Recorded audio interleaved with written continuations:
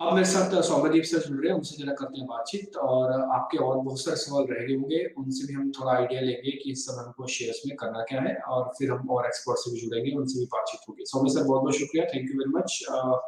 First of all तो index पर आपका व्यू। कल हम जाते जाते थोड़ा सा स्लाइड कर गए थे, आज गैप डाउन हुआ, लेकिन उसके बाद फिर थोड़ी चीजें ठीक हो रही है। जैसे भी निफ्टी हर निशान में एकदम से लौट आया, थोड़ा रिलायंस भी चला है। अब आप देखो आज रिलायंस के अंदर वापस 930 का लेवल पार हो रहा है। रिलायंस की वजह से और मजबूती आ सकती है सर निफ्टी में अभी। डेफिनेटली डिम्पी जी, निफ्टी और बैंक निफ्टी दोनों पर जो आउटलुक है वो पॉजिटिव है। कल सेकंड हाफ में एक सेल ऑफ देखने को मिला था, सेल ऑफ नहीं हल्का रिट्रेसमेंट कह सकते हैं, क्योंकि ऑल टाइम हाई पर ट्रेड कर रहे थे तो थोड़ा सा प्रॉफिट बुकिंग एक्सपेक्टेड है इस लेवल पे। देखिए, जब तक 14,600 के ऊपर निफ्टी ट्रेड कर रहा है, पहला सपोर्ट तो 14,600 से लेकर 14,590 के बीच में आता है। जब तक उसके ऊपर निफ्टी ट्रेड कर रहा है तब तक तो ट्रेंड क्लियर पॉजिटिव है। और मेन जो सपोर्ट जोन है वो है 14,375 से लेकर 14,400 का। मीडियम टर्म के लिए जब तक निफ्टी 14,375 के ऊपर है तब तक पॉजिटिव है, और पहला सपोर्ट 14,600 में आता है। तो जब तक ये जो डिप मिला था आज सुबह 60-70 पॉइंट्स का डिप मिला था, उसको यूज करना चाहिए एज अ बाइंग अपॉर्चुनिटी अगर इस तरह का डिप मिलता है तो। ठीक है, डन। सर एक तो शेयर जरा मैं आपसे और पता कर लेता हूँ, जरा उस पर आप व्यू पॉइंट दीजिएगा अपना। एक तो आपका एक व्यू पॉइंट चाहिए मेरे को आज रिलायंस इंडस्ट्रीज पे, अभी इसी समय मैं आज इंट्राडे की पोजीशन लेना चाहता हूँ रिलायंस पे। लूं कि नहीं लूं? डिम्पी जी, रिलायंस में प्योर रेंज बाउंड मूवमेंट है ये। 1800 का सपोर्ट जब तक टिका हुआ है तब तक ये हो सकता है। अपसाइड में जो रेजिस्टेंस है 2080 से लेकर 2100 का, वहां तक हो सकता है ये लोअर लेवल से रिवर्सल दिखाए और ऊपर जाए। लेकिन इंट्राडे के लिए अगर लेना है तो मेरे ख्याल से कल का जो हाई है वो कैश में शायद 1952 का हाई है। अगर 1952 के ऊपर आज ब्रेकआउट देखने को मिलता है तभी पोजीशन बनाए, फिर मोमेंटम और स्ट्रांग होगा अपसाइड में। हम्म, ठीक है, ठीक है, डन सर। सर एक शेयर जरा आप और देखिएगा, आपकी लिस्ट में आ रहा होगा वो, आज आ रहा है वो अदानी एंटरप्राइजेस। एक बार जरा आपका व्यू पॉइंट अदानी एंटरप्राइजेस पे सर।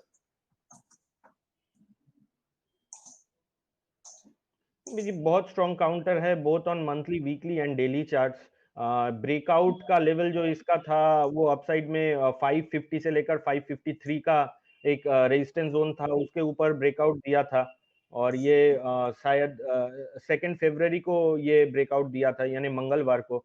आज उस लेवल को थोड़ा सा टेस्ट भी किया, आज का लो है 556 का, वहां से अच्छा बाइंग देखने को अभी 5.5% अप है।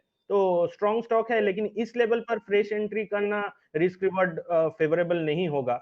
बाई चांस अगर कोई डिप मिलता है तो फिर लीजिए, और किसी का अगर पोजीशन है तो ट्रेलिंग स्टॉप लॉस 550 का। ठीक है, डन सर। एक शेयर सर और है, वो है जरा आप देखिएगा बालकृष्ण इंडस्ट्रीज। एक बार इस पे आपका view sir. BKT Balkrishna industries आज ये भी अच्छा चल रहा है। जी, देखिए टायर स्टॉक्स में अच्छा मूवमेंट देखने को मिल रहा है, बोथ अपोलो और बालकृष्ण दोनों मूवमेंट दे रहे हैं। आज फ्रेश ब्रेकआउट देखने को मिल रहा है। ये स्टॉक एक रेंज बाउंड मूवमेंट दिखा रहा था 1750 से लेकर डाउन साइड में 1580 के लेवल्स के बीच में ट्रेड कर रहा था। अभी 1750 के ऊपर आके ब्रेकआउट दिया है आज। लेकिन इसका भी स्टॉप लॉस अभी बड़ा पड़ेगा। अगर कोई 1720 जो कि आज का लो है उसका स्टॉप लॉस अफोर्ड कर सकता है तो लॉन्ग पोजीशन बना सकते हैं। 1920 से लेकर 1930 तक का टारगेट इसमें निकल के आता है। कोई भी डिप अगर मिलता है तो बाइंग करना चाहिए, इसमें स्ट्रॉन्ग काउंटर है। ठीक है सर, एक हमारे व्यूअर का सवाल है आईजीएल। एक बार जरा इस पे आपका व्यू पॉइंट चाहिए आईजीएल पे, अभी क्या करें? मेरे को आप 2 दिन का ही व्यू पॉइंट दीजिएगा, बस सिर्फ 2 दिन। डिम्पी जी, जो गैस स्टॉक्स है उनमें मैं थोड़ा सा बुलिश हूँ। बोथ ऑन आईजीएल, कल मैंने एमजीएल रेकमेंड किया था, एमजीएल थोड़ा सा मूवमेंट दिखाया है ऊपर। आईजीएल का भी स्ट्रक्चर वही सेम है। आईजीएल में आज ये ब्रेकआउट मिला था 550 के ऊपर, और अभी 548 ट्रेड कर रहा है। जब तक ये 530 के ऊपर है, मेरा ये मानना है कि अपसाइड में आपको 580 से 590 तक के लेवल्स देखने को मिल सकते हैं। स्ट्रॉन्ग काउंटर है, बाइंग करना चाहिए इसमें। 580 यानी कि जब बढ़ते हुए चैनल के टॉप एज पे आ जाएंगे, ये हमने आपके लिए ड्रॉ कर दिया है, लेकिन इसका एक ब्रेकआउट चाहिए। सर ये 555 556 के बाद ज्यादा तेज होगा या फिर 567 के बाद ज्यादा तेज होगा? जी डिम्पी जी, 558 जो कि कल का हाई है, अगर उसको ब्रेक करेगा, ये अपस्विंग में तो है, 558 के ऊपर अगर ये ब्रेकआउट देगा तो और स्ट्रांग हो जाएगा, मोमेंटम और ठीक है, स्ट्रांग हो जाएगा। 558 के एक बार आप वेट कर लीजिएगा। 558 जो इसका कल का रेजिस्टेंस था, एक्चुअली रेजिस्टेंस भी क्या है, कल का थोड़ा एक सेल बार्स थी, वो एक बार इसको पार कर लेगा तो कवरिंग भी करवाएगा अच्छी से। फिर लगता है कि आपको इस बड़े चैनल के अंदर जो कि अपर राइजिंग चैनल है, 580 आपको टारगेट मिल जाएगा। स्टॉप लॉस बहुत साफ है, स्टॉप लॉस आपको 530 से 527 तक की रेंज पर रखना है। ये सारी एवरेज का जुमगट है, 200 दिन की एवरेज है, चैनल का लोअर एज भी है, तो सारी चीजें यही आके क्लियर कर रही है कि आपको ये स्टॉप लॉस आपके काम आ जाएगा। नेक्स्ट आते हैं सर एक और सवाल पे। आज मैं एक्चुअली में ना थोड़े मोमेंटम वाले शेयर्स ही आपसे पता कर रहा हूँ कि जहां जहां पे मोमेंटम है वो आप सिर्फ देखिएगा जरा। एक शेयर है सर जरा बजाज फाइनेंस, इसको आप देखिए जरा, और इसके अंदर क्या हम लेट है?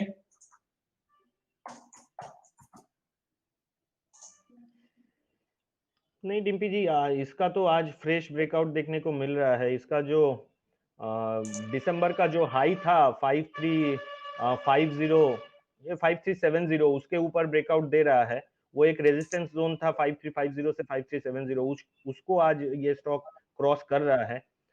देखिए आज का जो लो है 5200, उसके स्टॉप लॉस से बाइंग इसमें कर सकते हैं। ये स्टॉक 2-3 दिन में एक मोमेंटम प्ले के हिसाब से अच्छा मूवमेंट दे सकता है। सर स्टॉप लॉस क्या रखे? फिर प्रॉब्लम ये आ रही है कि ब्रेकआउट तो हो रहा है बट स्टॉप लॉसेस क्या ज्यादा डीप बन रहे हैं क्या फिर हमारे? देखिए जनरली ब्रेकआउट डे का लो एक अच्छा स्टॉप लॉस होता है।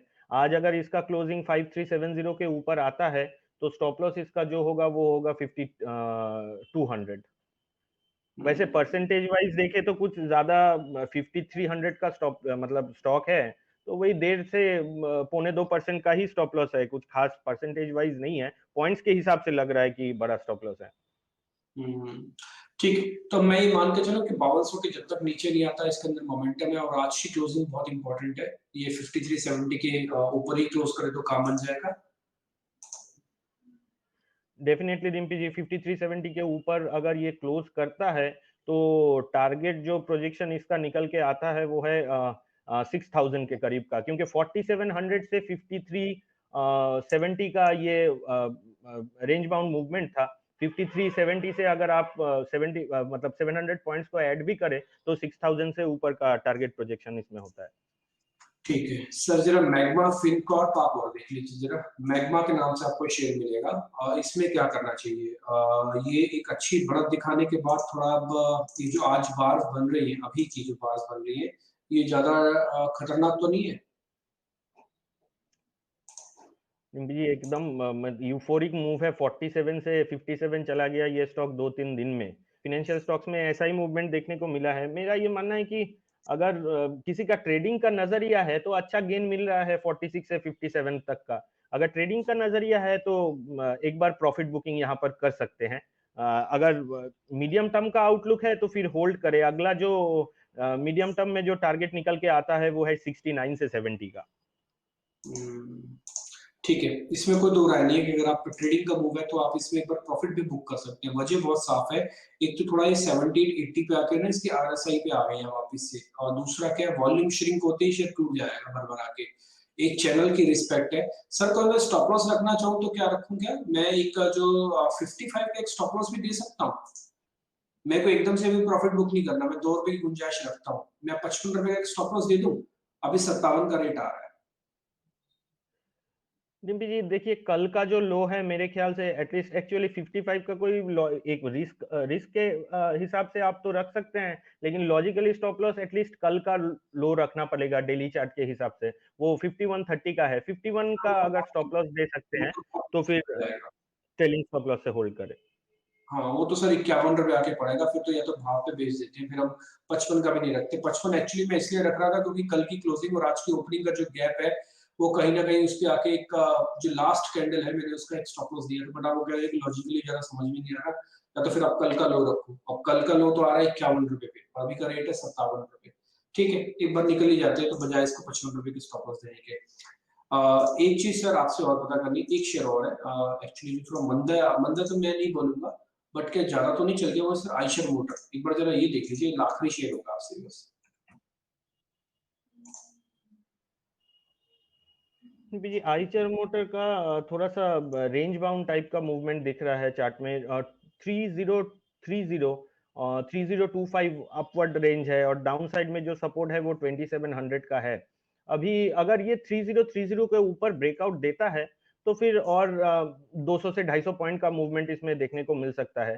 फिलहाल के लिए अवॉइड करना चाहिए। 3030 के ऊपर अगर ये क्लोजिंग देता है और ब्रेकआउट देके सस्टेन करता है तो फिर 200 से 250 पॉइंट्स के लिए प्ले कर सकते हैं अपसाइड में। अभी छोड़ दें, कुछ नहीं करें? नहीं, डिम्पी जी मिडल ऑफ द रेंज में है, साइडवेज मूव दिख रहा है, अभी तो फिलहाल के लिए अवॉइड करना चाहिए। ठीक है, छोड़ देते हैं, बिल्कुल साफ दिख रहा है कि मिडल ऑफ द रेंज है, छोड़ देना चाहिए, इसमें समझदारी इतनी नहीं है। बहुत-बहुत शुक्रिया sir, thank you very much. अच्छा कोई शेयर है आपकी नज़र में? आप मेरे से वो तो मैंने आपसे पूछा ही नहीं। कोई अच्छा-सा बेहतरीन शेयर आपकी नज़र में, आइदर शॉर्ट आइदर लॉन्ग, जो भी आप लेना चाहें? नहीं डिम्पी जी शॉर्ट तो इस मार्केट में रिकमेंडेड ही नहीं है, लॉन्ग साइड में ही रहना चाहिए और पीडीलाइट में देख रहा हूँ, मैंने अपने क्लाइंट्स को रिकमेंड भी किया है, 1750 का अभी मार्केट प्राइस है, 1700 का स्टॉप लॉस रहेगा पीडीलाइट में और अच्छा मूवमेंट ये दिखा सकता है, अपसाइड में 1850 से लेकर 1870 तक ये स्टॉक जा सकता है। सर थोड़ी और इसको ऊपर दे आप आने देना चाहते हो कि ये 60-65 वाली रेंज पूरी पार हो जाए फिर इसके अंदर आए, या फिर यहाँ पे भी आपका कॉन्फिडेंस कह रहा है कि नहीं आ जाओ अंदर? नहीं डिम्पी जी एक्चुअली क्या है मैं एडवांस ब्रेकआउट मतलब एडवांस ब्रेकआउट ट्रेड करता हूँ, मेरा जो सिस्टम है वो एक्चुअली ब्रेकआउट को एंटीसिपेट करके वो सिस्टम किया हुआ है, क्योंकि आप देखेंगे ब्रेकआउट जब होता है तो रेट ऑफ चेंज इतना स्ट्रांग होता है कि स्टॉप लॉस बहुत लंबा हो जाता है, तो इसीलिए मुझे लगता है इसमें ब्रेकआउट आ जाएगा। ये जो आप लेवल बता रहे हैं 1778 ये एक रेजिस्टेंस है, 2 दिन 2 फरवरी और 3 फरवरी 2 दिन यहाँ पर रेजिस्टेंस फेस किया है, लेकिन मुझे लगता है इसको ये स्टॉक क्रॉस कर जाएगा और 1850 से लेकर 1870 तक ये अपसाइड में जा सकता है। हालाँकि वो कैंडल्स की इम्पोर्टेंस तो है, लेकिन ये पर ठीक है, आप प्रीमैच्योरिटी वाले हैं तो आपके पास बेस तो है ही। आप देखो अगर ये अच्छा सर आप इससे बाहर कब निकलोगे? अगर प्रीमैच्योरिटी के साथ आप आ भी जाते हो ब्रेकआउट से ठीक ब्रेकआउट होने से पहले, तो आप स्टॉप लॉस क्या रख रहे हो इसमें? 1733 का कि उसके नीचे का भी चलेगा आपका? वो स्टॉप लॉस भी मैं बता देता हूँ, 1724 का। निम्बी जी एक्चुअली मैंने 1700 का स्टॉप लॉस इसलिए दिया कि मैं एक्चुअली क्लोजिंग बेसिस पे देखता हूँ, अभी क्लोजिंग बेसिस पे मेरा स्टॉप लॉस जो है वो है 1715 का, अगर 1715 के नीचे ये बंद होता है या फिर 1700 को ब्रेक कर देता है इंट्राडे में, तो दोनों केस में मैं इसमें एग्जिट कर जाऊंगा। ठीक है, डन सर, उम्मीद करते हैं कि आपको ब्रेकआउट अच्छे से मिल जाए और मेरे को लग रहा है कि सारी कैंडल्स पार होंगे तो उसमें शार्प पुल बैक आएगा, बहुत स्ट्रॉन्ग पुल बैक भी होगा। बहुत-बहुत शुक्रिया sir, thank you very much आज समय देने के लिए sir, thank you very much. Thank you Dimpy ji.